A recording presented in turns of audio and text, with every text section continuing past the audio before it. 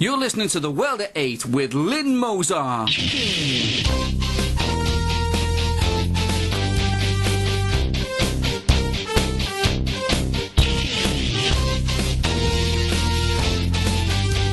World at 8, the number one in nationalist news.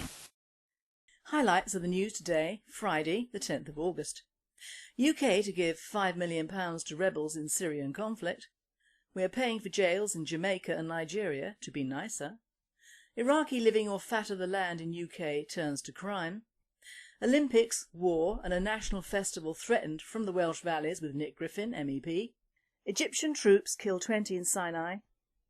Former imam keeps Russian children in dark for a decade. Thought for the day, am I uncharitable?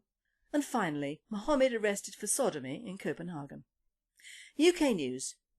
The right thing to do has been quoted by Foreign Secretary William Hague as he prepares to hand over an extra £5 million in non-lethal equipment to the Free Syrian Army. This extra practical support for the rebels will include more radio and satellite equipment as well as portable power generators.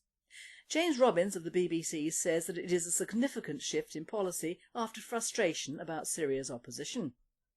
A World at 8 reporter comments, if Hague thinks that most of this money will not go towards arms, he is stupider or more devious than we already thought. The extra radio equipment will do nicely for old propaganda pictures to the outside world. This shows the powers that be thought this would all be over and the Islamic rebels in place much sooner than President Assad has allowed. This is the writing on the wall for any free Arab states left. Beware the West and the UN. They will throw money at you that their countries can ill afford. The UK government is paying to refit foreign prisons so that foreign criminals can serve their sentences in their homeland. Our ministers are desperate to assuage the Human Rights Brigade whilst trying to accommodate the rising numbers of foreign criminals in our penal system. The true figures of how many ethnic varieties are in our UK prisons has never been truthfully published, but the fact that the main foreign prisons to be refitted at our taxpayers' expense are Nigeria and Jamaica throws some light on them. Apparently by March 2011 there were 11,127 foreigners behind bars, and these are costing the UK public purse more than £420 million. This annual refit pot of £3 million is because our jails are simply too full to accommodate many more. A World at 8 writer comments, this is the other side of unmonitored immigration. That of the internal structure of a society breaking down at great expense to our own people. Our prison service is at the end of a long line of services which have been and are still becoming non-services. But it will be money well spent if they actually send anyone back. Nasir Muhsin, 18, claimed to be so poor he had to loot and steal, but in reality this teenager and his extensive family were given a £3 million flat in Kensington to live in, and still he joined fellow rioters last summer. Found guilty of being part of a rampaging mob who terrorised the streets of London and robbed the customers of a 4-star Michelin restaurant during the riots last year. Laughing as he was taken down for a 6-year jail sentence, he's quoted as saying, "I want more, I want to remain in prison." His family trashed their 6-bedroom flat and it took 10 days of builders to repair it. They are described as animals. With Muhsin were a motley band of multicoloured youths, all with previous records. Calum Hines, 26, jailed for 9 years yesterday. Ali Abdul Wagga, 20, 7 years. Amin Ibrahim, 17, 33 months. Rico Myers, 16, 4 years. Karim Landriguez, 16, 3-year rehabilitation order. Jazz Dedier, 18, 18 months. Ahmed Al-Jaff, 19, 9 years, and Tyler Brewer, 19, 4 years. From the Vale of Glamorgan and the Welsh Dragon, I give you Olympics and War with Nick Griffin, MEP. Well, as Parliament shut for the summer, I might normally use this radio slot to discuss things in the news. But I'm at a disadvantage this week because I haven't really seen or heard very much news. That's because I'm trying to avoid looking at newspapers. By the way, I mean online, because no nationalist should ever buy a mainstream newspaper and give money to the people who only ever lie about us. And I'd rather not watch or listen to broadcast media while the giant multicult bread and circus fest is on. Yes, it is good that the victories of British athletes in a surprising number of sports will encourage a lot of youngsters to take them up, to enjoy themselves, to get fit, and to learn the self-discipline that's such an important part of sport. But that's the great thing about participation sport.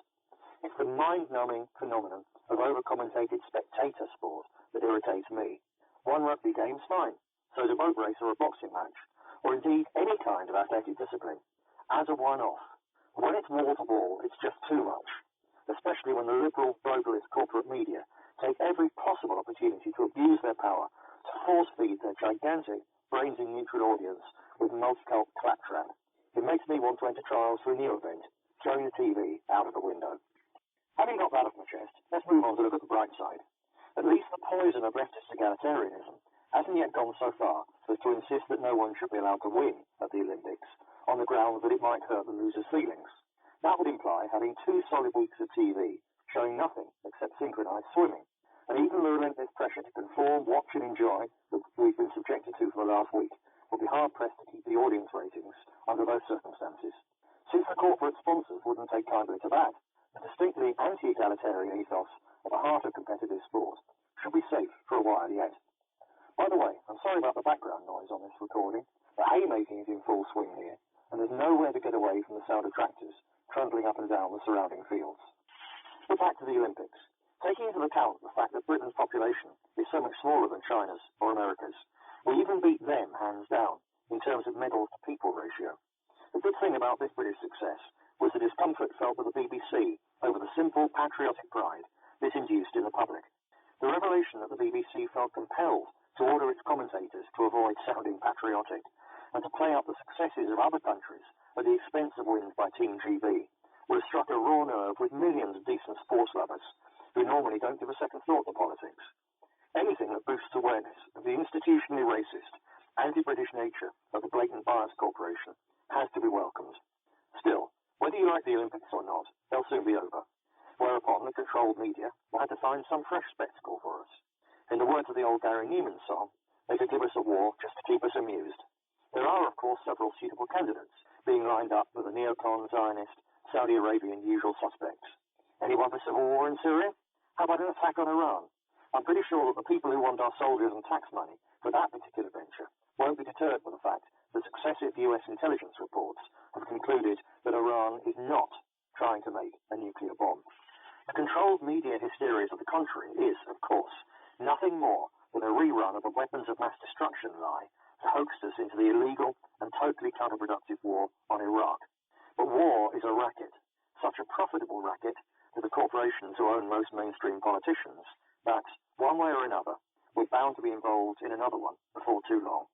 At the moment, I'm reading The Winter of the World, a searing anthology of poetry from the First World War. Many of the best poems in it are by soldiers, of whom very few people have now ever heard. Others are by famous poets, such as Brooke, Sassoon, Owen, or Thomas. Some are jingoistic, others by pacifists. All speak across the years of the great Holocaust of our kith and kin.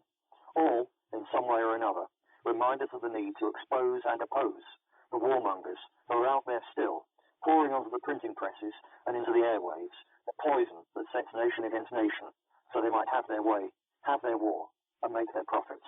Gertrude Ford's A Fight to a Finish, penned in 1917, as the Battle of Passchendaele claimed 250,000 British casualties and 400,000 Germans, is every bit as topical today.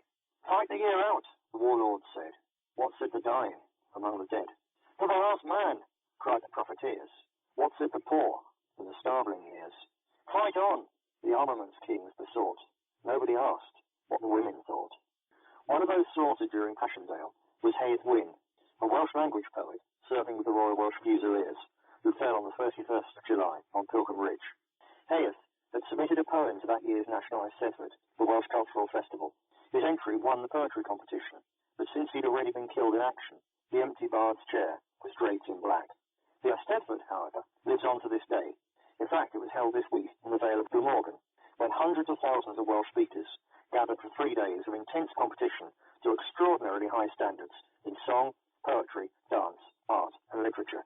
The participation rate amongst youngsters is particularly high and enthusiastic. Mine made it to the main stage several times during their school years, and seeing them competing so well in the language of some of my ancestors was a huge thrill.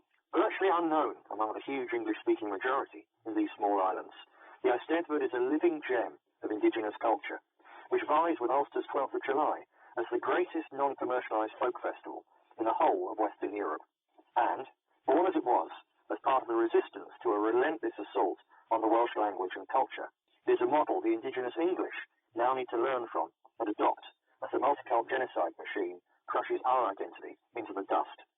So it was with anger that I heard yesterday that the political and media elite are now using the inevitable funding crisis as the opportunity to demand that the Eisteddfod, which by its very nature is unashamedly Welsh and hence hideously white, as the BBC's Greg Dyke put it, should become inclusive and multicultural. I hope that my Welsh friends and neighbours, busy making hay at the moment, who perhaps have tried to kid themselves that the cultural wrecking ball of anti-racist globalism might stop at the Shropshire border, will now realise that their identity is next on the hit list. I hope they will realise that they cannot run and hide or beg the liberal totalitarians to leave them alone, and I hope that they will see that they must stand their ground and fight. Because, you see, despite my sympathy for pacifism in the European Brothers' War of 1914 to 18, I'm not a pacifist. I believe that sometimes war is justified, and that fighting evil is always a duty. And believe me, the thing that would wipe out the heritage and language of Heath Wyn and obliterate forever the England and the English of Rupert Brooke is evil, and it must be fought by all means necessary. Thank you very much, Nick, for your usual brilliant input. Thank you. World news. Egyptian troops killed 20 in Sinai. Early this week saw the first offensive action on the Sinai Peninsula since the Yom Kippur War in 1973. Egyptian troops launched a military action against at least 20 Islamic extremists. President Mohammed has vowed to restore order to Sinai, which has become a lawless province since the revolution that toppled President Hosni Mubarak last year. Troops have raided hundreds of homes to track down terror suspects and seized thousands of weapons being hoarded by Bedouin extremists. Over 2,000 Islamic extremists are thought to operate from Sinai, where more than the 600,000 population are Bedouin and denied Egyptian citizenship. A cruel Muslim, former imam and self-styled prophet, yet another, Faiz Rahman Sattarov, 83, of Kazan in the eastern region of Tatarstan, kept 27 children in dark and unheated cells, some for over 10 years. The children, aged from 1 year to 17 years, were amongst 70 followers of Sattarov ordered to stay underneath a 3-storey house, with no ventilation or heating. Sattarov has apparently declared the derelict house an independent Islamic state and only allowed a few to leave the cells to work at the local market. The children's parents are being charged with child abuse and Sattarov faces charges of negligence. Short thought for the weekend. Am I being uncharitable? I'm sure my listeners would tell me if I'm being uncharitable or failing to see the needs of our immigrant population, wouldn't you? But I watched the ITV programme last night on the Asian Ugandans and really had to be tied down for fear of inflicting injuries on the television itself. The sycophantic tones of the sodding reporter and the airy-fairy way in which the entire problem of immigration, starting with that one, was as usual ignored. I gather that things were not good in Uganda under Amin, but let's face it, he got rid of the monkey from his back by passing them on to us, and in a way that no one could really condemn. He just would not guarantee their safety if they stayed, much like in India during partition for the Anglo-Indians, and what goes around comes around. The Hindus fared better over here with integrating because, although highly aggravating at the best of times, they are a gentler people usually than the Muslim Asians, who came over here and immediately took over Leicester and various other northern cities en masse. The programme harped on about racism as if one people from one culture should immediately adore and accept peoples from totally different cultures into their land.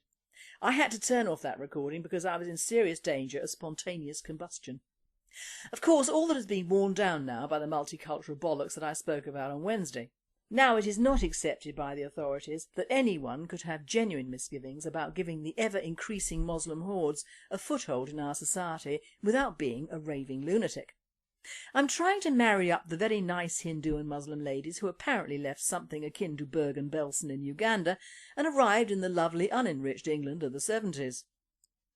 They turned Uganda into pre-war Berlin with their conniving and, surprise, surprise, have set about doing exactly the same thing over here. Money makes the world go round and no one can deny them their success on the backs of the English and our successive governments.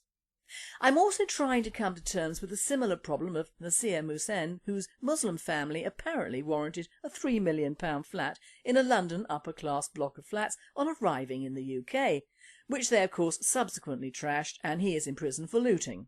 When we in this country are paying huge amounts of foreign aid, mainly to Muslim, Indian and African countries, even going so far to avoid deportation of their foreign criminals because the prisons that await them in their homelands are not yet fit for purpose, until we lay out £3 million a year just for that, whilst our elderly and sick are denied medicines in a so-called postcode lottery.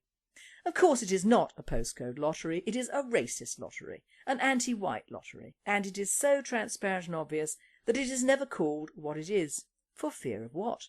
Upsetting the natives? Hardly. They're laughing my friends from their subsidised flats to their free education and healthcare, on to university or the nearest prison.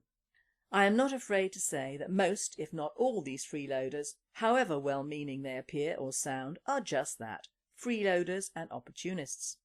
It was the best thing in some ways that Amin did. He reduced his country to a wasteland, not by expelling thousands of Asians, but simply by being mad.